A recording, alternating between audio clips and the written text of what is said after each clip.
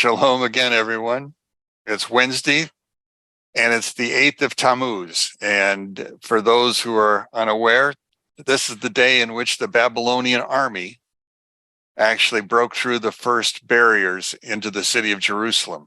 It'll be another month before they finally take down the temple, but it's right now they have just breached the walls and are now fighting inside the city of Jerusalem itself on this day.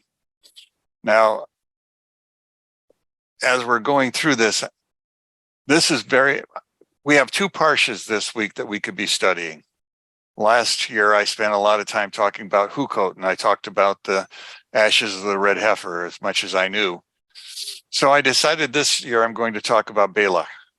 And probably this is one of those chapters where there is so much to teach and so little time, so many hidden stories that it really demands more than a week of actual intense study. And that's probably why they give them a week and they spend 7 days breaking down the parsha into pieces, but I don't have that time. So I'm just going to try to share as much as I possibly can of that which I've just learned and that which I've known for quite a while.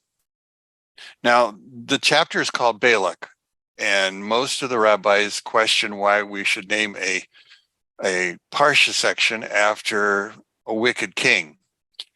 But the other option that they had was actually to call it Parsha Balaam, because Balaam is the other major character in this section. And Balaam was a prophet, but it was not the kind that the Jews would prefer to avoid talking about. But anyway, Balaam is going to be the main character. He's the only prophet other than Moses to talk between Exodus and now here Deuteronomy. He's the only one, and he's a Gentile. And according to the Jewish understanding, Balaam was equal in prophetic abilities to Moses. Now, Moses saw him face to face. Balaam heard him. Balaam had an ear for the words of God. And so there's going to be two different ways of understanding this, and we'll get into that as we go along. In the in the Rabbah, which is a Midrashic writing, Rabbah Numbers 14:2, it says, "In Israel he has not arisen, but among the nations he did arise. And who is he? He is Balaam." So it's talking about the man Balaam who has risen. Now, we've heard of Balaam since the book of Exodus. If you remember, Balaam was one of the three prophets. And again, among them was Jethro, and the other one was Job. And finally, there is Balaam. They were the advisors to the Pharaoh. It was Balaam who gave the advice of drowning the babies. Jethro and Job both fled. They both left. Neither one was willing to participate in that. But as we go through our story, then, what we're going to find is that Balaam manages to go to many places throughout his journeys. He'll end up in Carthage for a while. And from Carthage, he goes to Rome. From Rome, he goes to Greece. And from Greece, he ends up back in Assyria. And that's where we find him at this particular point in time in our stories. But as he moves from place to place, a great number of characters become very visible. While he was in Carthage, a character called Hannibal became noticeable. Now, Carthage was a city that was built by the Jews and the Phoenicians through King Tyre, or Hiram, who was the king of Tyre at that time. They are the ones who established the city of Carthage. Now, Hannibal was there, and I don't think I've ever told anybody before, but I think I've left it in my notes, that Hannibal's last name was Barca in Phoenician. But his real last name in Hebrew was Barak. You see, he was a Jew. Hannibal was a Jew because that was a Jewish city. And it was founded for the purposes of trading. And it became, after Israel and after Phoenicia became conquered by the Romans, it was still flourishing and still functioning. But as our story goes on, I want to get to the understanding that technically there were 3 times that Balaam chose to, well, he didn't choose, he wanted to curse Israel. Now remember, Balak, who was the king of Moab, actually found out he was going to be king from Balaam. Balaam was in his city called Pesor, and while he was at Pesor, he announced to Balak, "You will become king." So it was always in his mind that he would be a king, and then when he became a king, he now has established himself as the king over the Midianites and the Moabites. Now it was a kind of a common relationship. In other words, they were like city-states, only they're major countries at that point in time. But in the process of establishing themselves, they understood, first off, that the Jewish people had already passed through. I need to go back and give you some more data. What we're talking about, these lessons or this section, probably occurred about 50 days before, the last 50 days of Moses' life, as I understand it. They had already gone north. They had taken on the king of Sion and defeated him. They had taken on the king of Og and defeated him. Those were now Jewish territories. They didn't cross over to Israel, but came back down to the south towards the end of the Dead Sea. And I'm not sure how far down they went. We know that they crossed at Jericho, but I'm not sure where the camp was actually set. One of the mountains appears to be Pisgah. Another one is Nebo. So we're all in about that same area. And so at this point in time, Israel is now camped, and the Moabites are becoming fearful. Well, actually, Balak is becoming fearful because his businesses were in the line of sight as he saw it, because he had established for himself the religion of Peor. Peor was a religion that was totally blasphemous. But among his many things that he did was establish his own, quote, church. And a part of that church was the establishment of prostitutes, women who would work for him. Those women would become the women that we would find in the next section with Pinchas, as they established a relationship. But at this point in time, it was not about that relationship. It was about my business. How do I keep it where it is? That's the assumption that's made in some of the Midrashic writings. Now, as we're going through this, then what we're going to be looking at is 3 times Balak has asked Balaam to come down, and 3 times he's refused. Not because he didn't want to come down, but because God told him he didn't want to come down. We're going to get the time when he will allow him to. We'll go through the donkey experience, which I'm not going to talk about. And we're going to talk about or try to focus on the 3 meetings that he's going to have. So I want you to turn first off to the book of Numbers, and I want you to go to chapter number 22.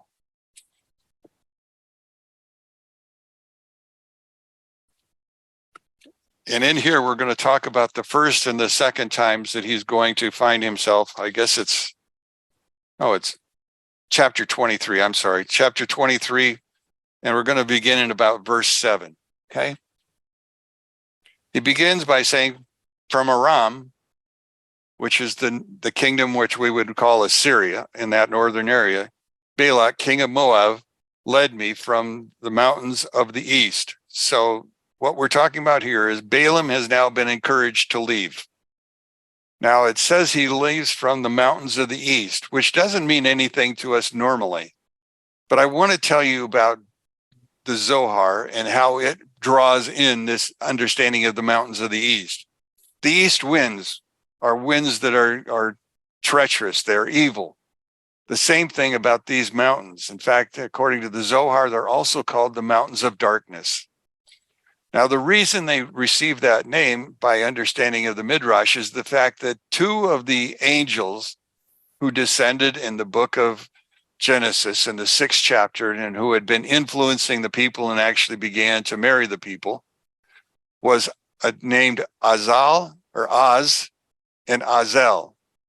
Those 2 characters were chained inside the mountain near Iran. And so that is where Balaam first came under the influence of the negative, became part of the world, if you will. And much of his prophetic abilities came from things that he learned there. Not only was he one of the students of these two angels, but so was a character called Laban. Laban, the father-in-law of Jacob. So these men had been learning from him, and they had picked up their craft. Now, Balaam knew that he should not go, but finally God acquiesces and said, "You may go." But he understood that he couldn't speak unless God allowed him to speak. So we leave here in verse 7. It says, "Come curse Jacob for me. Come bring anger upon Israel. How can I curse? God has not cursed. How can I anger? Hashem has not angry." Understand, that's a key sentence, and we're going to see it again. What we need to understand is the fact that Balaam understood there was a second, and I emphasize a second, and actually it was only a part of a second, that God ever displayed anger during the course of a day, that anger towards Israel. It lasted approximately, according to the sages, it lasted 1/23 of a second. Well, actually, that's the English time. I can't remember what it's in Hebrew, but 1/23 of a second. I want you to imagine the old days, the days of the first movies on black and white film. When they were creating those movies, if you remember, each movie had a little pixel in it, and there was a black space that was on the edge. Now, in order for that movie to be shown, you had to get it to a speed of 24 cells in the course of a matter of seconds. What Balaam was able to do was he could see the black cell in between each of the slides, if you will. That is how he understood the anger of God, because it became black, dark in that area. And again, he worked with darkness so that this became part and parcel. Now, so when it says, "How can I curse? God has not cursed." God has that fraction of a second where he can or has the ability or the willingness to curse Israel for some of the stupid things that they've done. But it only lasts 1/23 of a second. So in other words, when he performs this curse, he is actually drawing off of that black space in between those individual pictures. That's what's going on. I hope I've made it clear enough that you can at least begin to see in your head that's what's going on. Now, as he's doing this, how can I anger? How can I anger? Hashem is not angry. On the days in which Balaam is seeking to bring this curse upon Israel using God, God does not demonstrate any anger. And so as he's speaking this sentence, what he's speaking is what's going on in God's mind. He literally hears from God. That is how he's understanding what to do and how to do it. Verse 9 goes on to say, "For from its origins I see a rock-like, and from hills do I see it. Behold, it is a nation that will dwell in solitude and not be reckoned among the nations." This is the same thing that's going to be spoken of in the book of Isaiah in the chapter 51. And it also becomes a part of the story in Deuteronomy later on when he talks about the fact that this is a nation that is not like any of the other nations. It's separate. It is God's nation. So he looks at it in an entirely different way. "Who has counted the dust of Jacob or numbered the quarter of Israel? May my soul die the death of an upright, and may my end be like his." So in other words, this is what Balaam wishes to be. Again, he is a tremendous prophet. He's one of 7 Gentile prophets. I don't know if you knew that there were 7 of them. Balaam is the first. Well, actually, Balaam's the second. The first one was his father, Beor. Beor was a great prophet also to Gentiles. Also, we should list Job. Job would be the third one. The fourth one would be Jethro. And finally, Job's three friends. Those are the seven prophets or the Gentiles. Those were the ones that we would normally think of. Balak becomes angry because he can't curse him. That's the first attempt. The second attempt is written down in verse number 18. He declaimed his parable and said, "Stand erect, O Balak, and hear. Give ear to me, O son of Zippor." Now, Zippor is the word for bird. Balak was a sorcerer. Among his many talents was the creation of what would be called a mechanical bird that would sit on his shoulder. I don't know if you remember the Robert Louis Stevenson stories, Treasure Island, where the captain had a parrot that sat on his shoulders. Well, the same thing happened with Balak. The only difference is that there was his tongue, the tongue of this bird, was mechanical. And so this bird fed him information. It was not the only bird that he worked with, but that was one of the birds. And so as we go through the verse, it begins by saying, God is not a man that he should be deceitful, nor the son of a man that he should relent. Would he say and do not do, or speak and not confirm? Behold, to bless I have received. He has blessed, and I shall not contradict it. So in other words, second time, his little informant and his ear have now told him he cannot curse them, but he can, in essence, bless them. Those two drive Balak absolutely crazy. Balak has an argument with Balaam, but then we reach the third of these stories, the third of the blessings. And I want you to understand that this blessing is far different than any of the others. What Balaam is about to tell us is very, very prophetic. It is very much masked in the language. And so it's going to take us a while to unwrap it. And I have to tell you that I probably don't have enough time to do it justice, but I want to give you as much information as I possibly can. And if you need resources, just write me and I will send you my copy of my notes where I have some of the information. If you have more questions than that, just write me and I'll let you know. I want you to go in the book in chapter 24 at this point in time.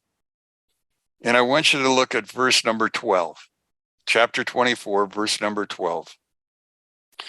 Balaam said to Balak, "Did I not speak to your emissaries whom you sent to me, saying, if Balak were to give me his household in silver and gold, I cannot transgress the words of Hashem to do good or to do bad on my own. Whatever Hashem speaks, that shall I speak." So in other words, what we're going to hear are not Balaam's words. These are God's words. Okay? Understand, these are God's words. Notice what it begins. "And now, behold, I go to my people.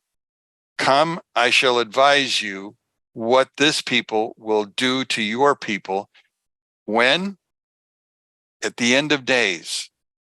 He declaimed his parable and he said, so these words are God's words concerning the last days. So he's not talking about a year in the future. He's not talking about 100 years. He's not talking about 1,000 years. He's talking to the very end of time. That's where this parable comes in. This would be a great lead-in for the study of Daniel, but it's a little short. In fact, if I was really smart, I would have used the book of Daniel and the Parsha Korach, because Daniel is in the book of Korach, or in the Parsha of Korach. Notice what he says.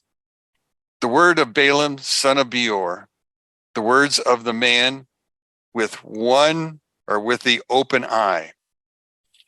Now, some say that Balaam was a man who was blind in one eye and was lame. Others recognize the fact that he only has one eye, indicating that the other eye was evil. So he had the evil eye. Now, according to his disciples, or what they identify as his disciples, his disciples themselves had a problem of the evil eye also. They were able to project using that evil eye, bringing curses upon things that they had learned from the two angels in the mountains. So anyway, he begins and says, the words of one who hears the sayings of God. Listen, he can hear God's voice. That's key. So as a prophet, he doesn't see him face to face, but he hears him clearly. That's the most important thing that we need to understand. That's why he is on the same level prophetically as Moses. He was his equal and knows the knowledge of the Supreme One. So he understands God. God has spoken with him. He understands who God is. He understands about God. And he understands his limits, what he is capable of and what he cannot do. Who sees the vision of Shaddai. Now again, here's a name that hasn't been used in quite a long time.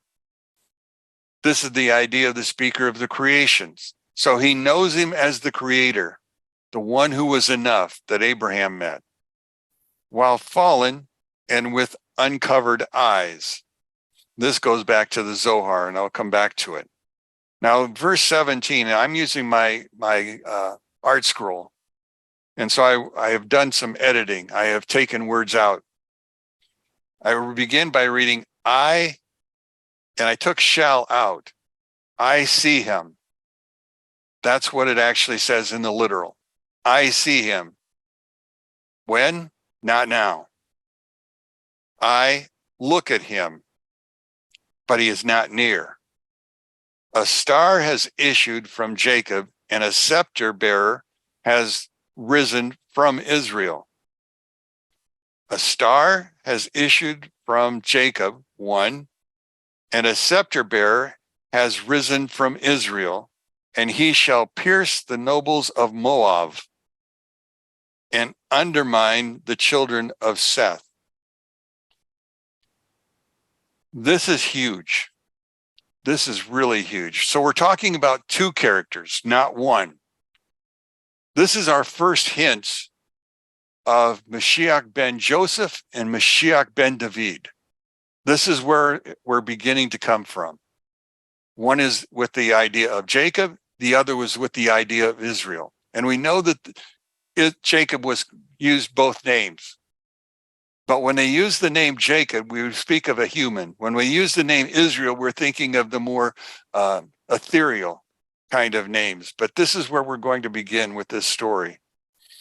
So as we begin, I want you to understand, now I'm going to my people. Come, I will advise you. Now he's going to his people. In other words, he has no ability to curse Israel. And he understands that he's going to go home at this point. He's going to be of no use. But before he goes, he wants him to know what's going to happen, at least in the end. So he's talking about the Akrit HaYomim, or the end of days. And he uses a parable to do it with, okay? Now the word of Balaam, son of Beor, the word of a man with one open eye. The book of Sanhedrin 105 says that he was blind in one eye, he was lame, and that his disciples and he both had an evil eye.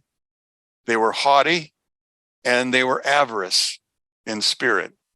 This is how they were described in 105. Rashi doesn't even want to go that far. He just simply says as little as possible, giving him as little credit as possible. Now, the word of one who hears God saying and perceives the thoughts of the Most High, who sees the vision of the Almighty, fallen yet with open eyes. I see it, but not now. Okay, so here we go. I go from here. I want to take you to another rabbi. The rabbi's name was Orhaim. Orhaim. He would be, Or is light, Haim is life. So he is the in his own mind or in his own teachings, he becomes the light of life for his people. Now in his commentary, I want to read some of it to you. I see him but not now. I behold him, he is not near. There shall set forth a star out of David, and a scepter shall rise from Israel. That's Numbers 24:17. It's referring to two different aspects of redemption. Two aspects of redemption captured later by the prophet Isaiah in chapter 60, verse 22. It's the famous phrase, in its time, I will hasten it. You remember that one? The sages say in Sanhedrin 98a, explain it that the first word, in its time, refers to the Mashiach coming like a pauper on a donkey. And the second word, I will hasten it, refers to the Mashiach coming as if he were riding on the clouds of heaven. There is even another hint within that. The clouds of heaven. When Balaam is seeing this, imagine, if you will, he's looking down into a valley. He sees the village, but what's above the village? The cloud of glory is over the village. So when he talks about the fact that in the end, this cloud of glory will reappear, if it is due to the fact that they're ready for it and it's early, they will see it that way. Otherwise, it's like a donkey. And you know how well a donkey behaves to every command that you give it. So he's really trying to hint at something that's going on here. He goes back to the fact and he says, I see him, but now, perhaps not now, but in the near future. It is the possibility of redemption occurring very soon. That's what he's hoping for. That's what corresponds to I would hasten it. But I behold him, but he's not near. The Orheim says that I can see the redemption, but it's still very distant, which is the idea of the fact that it will come in its own time. Now, the second part of the verse also continues with the parallel. A star has stepped forth from Jacob. The Mashiach arrives upon heavenly clouds, and I will hasten it. That is what he's thinking. And a scepter shall rise out of Israel. The branch grows slowly from bottom up, and this alludes to the Mashiach arriving on the donkey. But the idea is the fact that what he's saying is he can arrive two ways. One is he arrives, but nobody notices him. And so he does not appear to anybody until later on. Interestingly, the verse refers to the Mashiach coming with haste on a heavenly clouds, calls the Jewish people Jacob. He should have called him Israel, but he doesn't. He uses the word Jacob as he's going through this, as opposed to using the word Israel, which is his imminent name. The Or HaHaim explains that hasty redemption depends on the Benjamin of Israel. Who are the Benjamin? There are three levels. There's the level of the Zadokim, the level of Benonim, the level of the Rashas. So he is talking about the middle level. They determine when the Messiah will come. They are the ones that he's thinking of. They're the ones that he's speaking to, is this middle group. Because the Orheim was constantly preaching redemption, resurrection, the whole final ends of time. He goes on to say, the Orheim further explains that if the Benonim, the immediates, rely on the pious Zadokim to bring the redemption, it will be a slow donkey ride. Slow donkey ride. Now the text goes on to say in our story, Edom shall be possessed and Seir shall become the possession of his enemies, and Israel shall triumph. The ruler shall come out of Jacob and destroy the remnant of the city. He goes on to say, when he saw Amalek, he took up his parable and he said, Amalek was the first of the nations, and his fate shall be an everlasting destruction. Now, when he saw what I call Like when he saw the Kani, if we're back in the text, verse number 21, he saw the Kenites. That's not the correct interpretation. I went to 3 different sources, and this is what I understand. And if you'd go to the right-hand side, and if you have an art scroll, it's 1, 2, 3, the 4th line up from the bottom, and the 3rd word over. The word is Keni, Hakeni, the Cain. So we're now talking about Cain. He saw the Cain and declaimed his parable and said, strong is your dwelling, and nest in a rock is your, and set in the rock is your nest.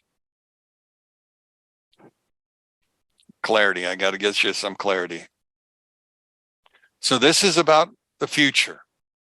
This is what we're talking about, is about the future.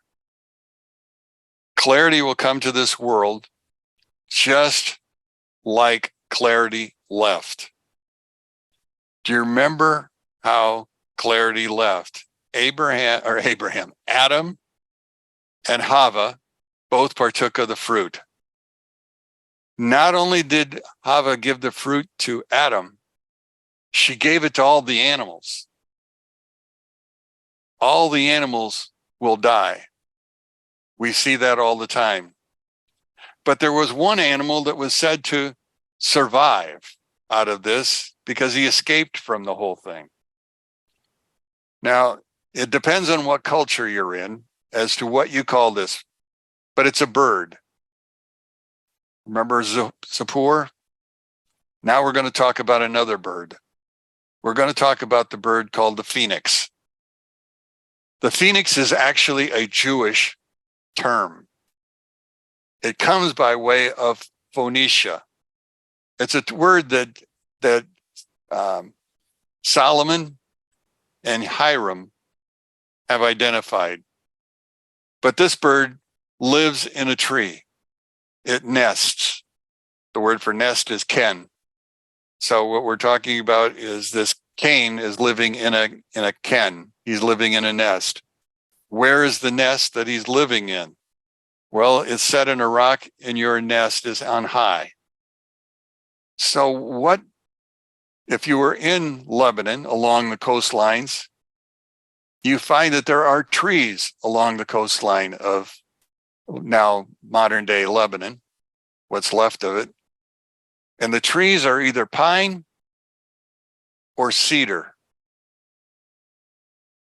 Now, cedar being a strong, rich tree is what he's really talking about. So for Cain should have been laid waste to where can Assyria take you captive?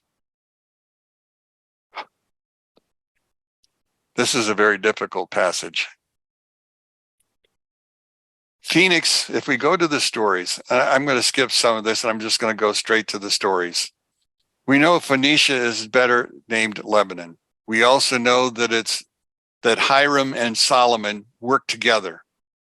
They established not only a navy, and they established cities across the globe, which meaning was along the Mediterranean.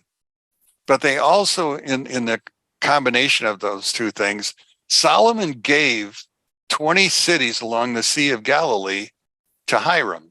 They became his cities. So the two nations were intermixed at this particular point in time because Hiram, remember, gave the trees. What tree did he send to Israel to become part of the temple? The cedar tree. So we're going back and we're having references back and forth between the trees. Now, again, in the Midrashic writings, Hava gave all the animals but one, and that was a bird that flew away. Now, in the oldest Midrashic writings, the bird was called a chol, a kaf lamed, or a het lamed. That was the name of this bird. It was translated later to be phoenix. And if you want, there's a whole writing about this in Chabad.org, because there was the Rabbi Menachem Schneerson, wrote his story to a Jewish woman whose husband had just passed away, who spent her time after his death creating phoenixes, making statuary. And the people told her to quit doing that because you're creating a foul bird. Well, she went to the rabbi, and the rabbi said, no. And he gave her a whole story of how the phoenix was actually a Jewish bird. And she accepted that, and she continued to create more statues. But anyway, this idea is that, well, can you turn in your Bibles to the book of Job, chapter 8 or chapter 29? And I want you to look at the 18th verse, chapter 29. Yeah, that's not it. What did I do? Oh, I'm looking at the wrong chapter. That's why. Verse number 18. I said to myself, I will expire with my nest intact. I will live as long as the phoenix. Do you see it? Now, why did Job put this there? What is it that I should be understanding out of this? Notice how it begins. My roots will be opened. Well, that's the wrong verse. I said to myself, I will expire with my nest. Do you remember the story of the phoenix? The phoenix itself, it catches fire while it's sitting in its nest. The nest is destroyed and the bird is destroyed. But when it's all said and done, in the midst of the ashes is an egg. The egg hatches and the phoenix rises out of the egg. Imagine in your own mind, had Adam and Eve not sinned, how long would they have lived? There's no end. We know that he does not last a day, which is 1,000 years, and he comes close. He dies at 930, but he gave 70 years to David. Imagine a world that we live in where every 1,000 years you are recreated, just like a phoenix. You rise from the ash.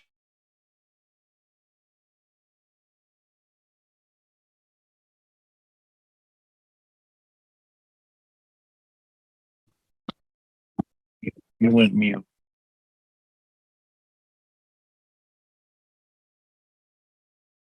I don't know how I do it. So let me go back and ask again. I don't know how much I muted myself. Every 1,000 years, had Adam lived past 1,000, would he have been like the phoenix? Would he have become ashes? From the ashes rose again. What's the purpose of fire? Purification. The phoenix rises from the ashes, from the purification. What happens? It's new again and continues on. In our story then, go back to our chapter 24. In our story then, what we're looking at is an animal called a phoenix, which is also a metaphor as we go through this. Now, the Talmud begins to talk about this, and I want to add some information at this point in time because it's becoming important. Where we talk about Seth. Now I lost it in my notes. To the discerner.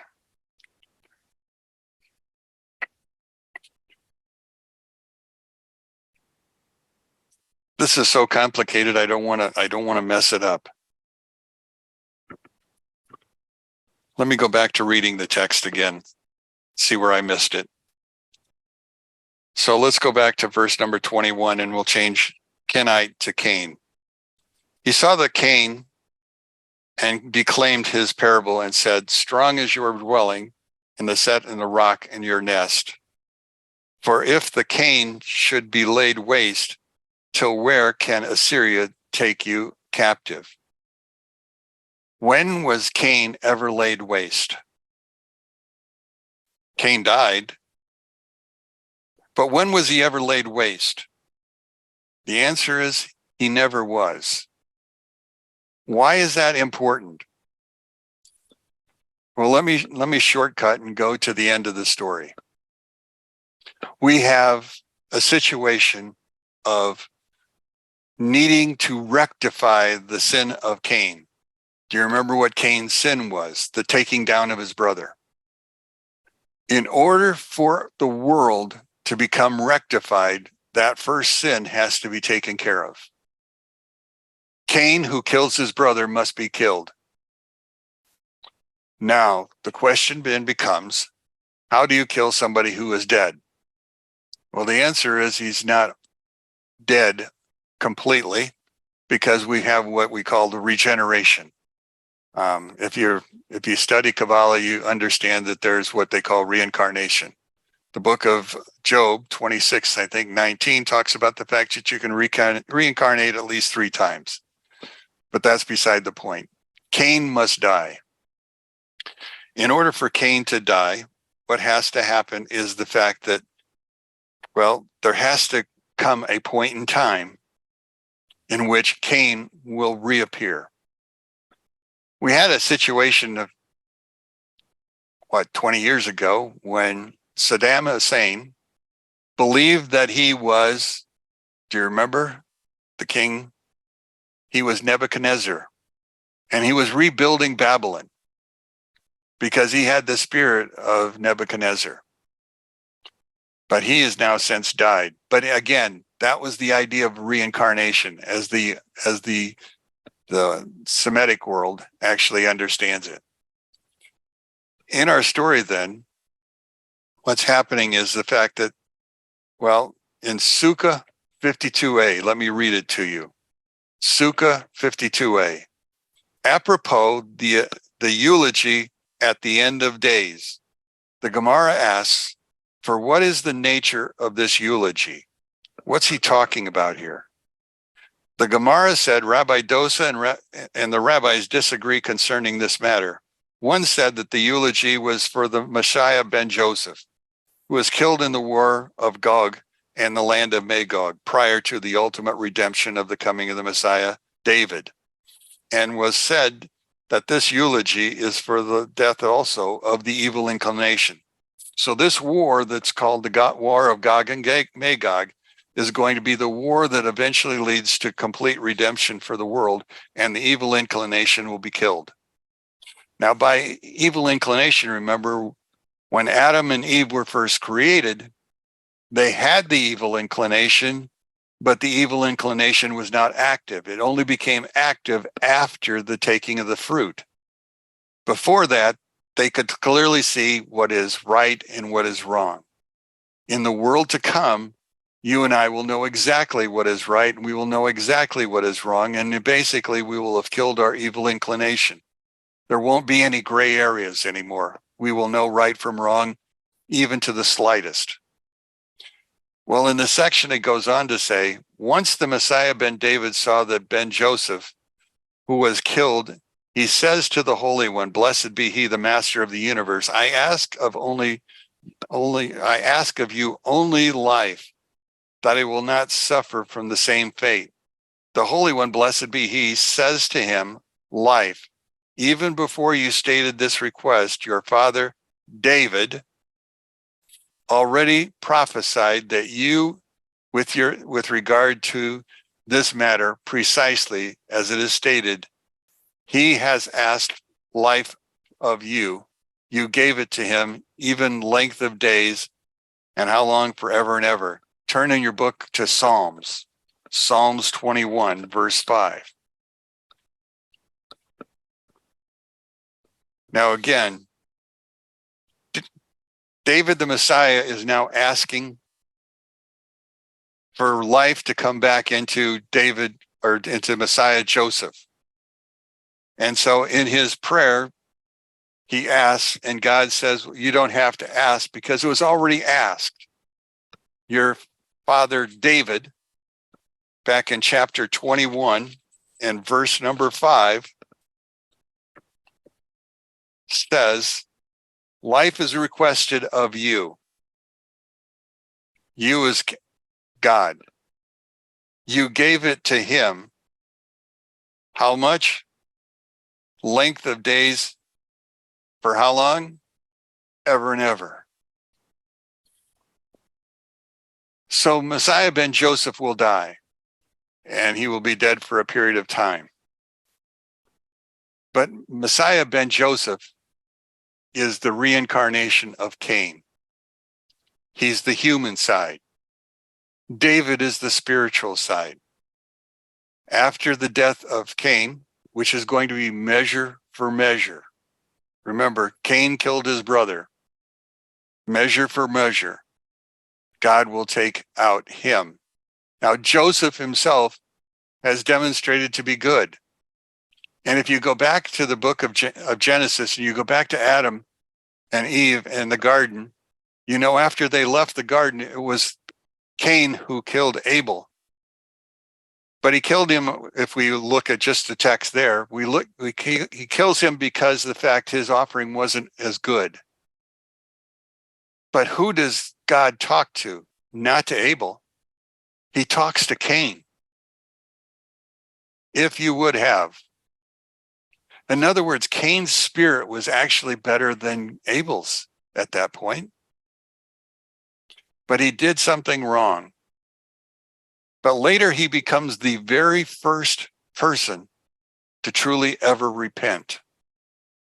And God accepted repentance, but there's still the problem of measure for measure. Didn't happen in what we call his lifetime, but it will happen at the end, when Mashiach ben Yosef will be killed because of the fact that he had taken the first life. Now, David the Messiah, he is going to come along and pray for him. And what will happen? He will be raised from the dead, resurrections, the beginning of the resurrection period. And what will it be the end result? Forever and ever. That will be the result of what's going on.